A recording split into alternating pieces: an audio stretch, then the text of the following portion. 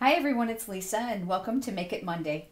Today's project is going to be using product from the new spring catalog now that I can finally show you lots of cool things. It's been released as of January 3rd. This card was created using the new oval framelits and of course the new framelits for the dress up. So let me show you and how I created this.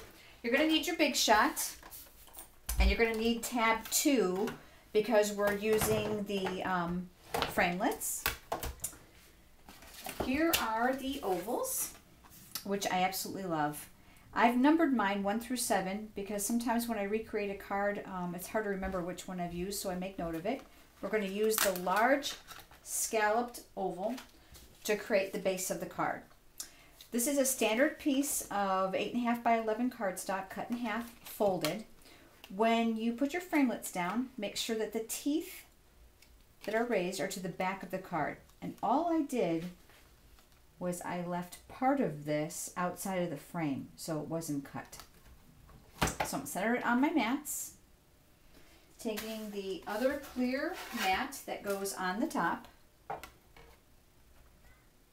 and I'm going to run it through. Now with the framelits, they cut on the inside of the frame, not the outside, which is a great little tip in case you need a little bit extra room to use a piece of scrap paper.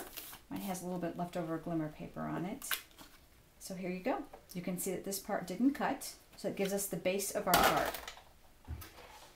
Now I have already gone ahead and used the framelits for the dress up, for the form.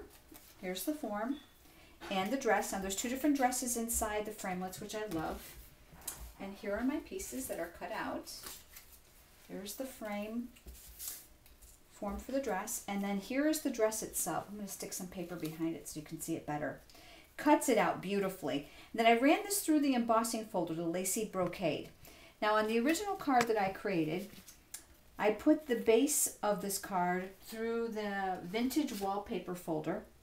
I'm not going to do that now just for time's sake. The best way to adhere these, and I learned this the hard way, is you're going to want to make sure that you put the adhesive down the center of the dress form, but not too high so that the neck is not revealed. So I'm going to do a little bit here, and I did just a tab on the shoulders, just a tiny bit. And then I'm attaching this like so. Okay. Then I went ahead and used the framelits again prior to the taping of the video, and I cut out 2 additional ovals. One of them with oval number 6 would be the second largest from the outside, and then oval number 5, and this is in real red. Don't you just love this silver glimmer paper? Is gorgeous. And this piece went on here. Now let me show you what I did to make the belt.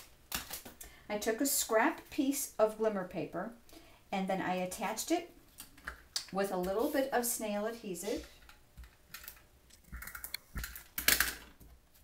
around the waist.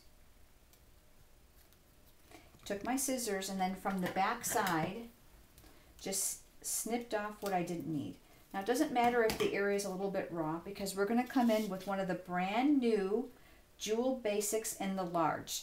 Now don't laugh when you see this, but I use a push pin, or you can even use your paper piercing tool because these have glue dots on the back. So you're going to want to get up underneath here to lift this off, and then you can put your rhinestone exactly where you want it.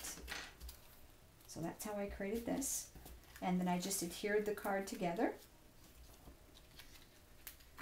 There's my finished one.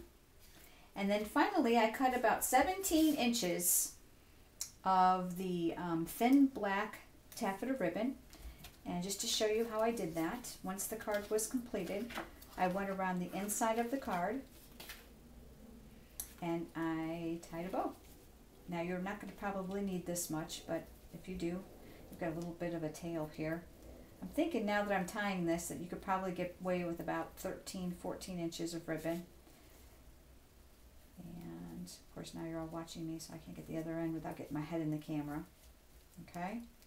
Remember how I showed you before? Place your finger on the knot and then pull your loops. And then you'll just give your ends a little trim. And then you'll have your finished project. Nice and simple using the framelits and your Big Shot. I hope you enjoyed this, and I look forward to seeing you next week for Make It Monday.